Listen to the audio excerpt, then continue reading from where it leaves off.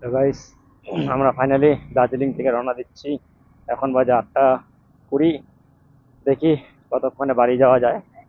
তো আজকেও ঘুরবো, অনেক জায়গায় ঘুরবো।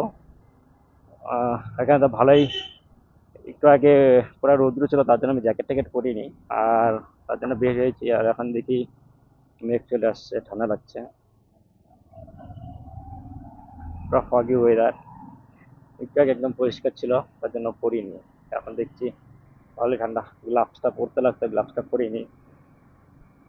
কারণ আর এখন গ্লাভস পরতে ইচ্ছা করছে না। আগে এখান থেকে বের হয়ে নিই। তো আমরা একটা চাপা গলি দিয়ে যাচ্ছি, আমার গলিটার নাম জানেনি। সানন্দা নামে একটা হোটেলে ছিলাম। তো হোটেল ভালোই ছিল। তো আপনারা যদি কেউ যেতে চান তাহলে যেতে পারেন। মল রোডের পিছন দিকেই পড়ে। তো বাসা থাকুন।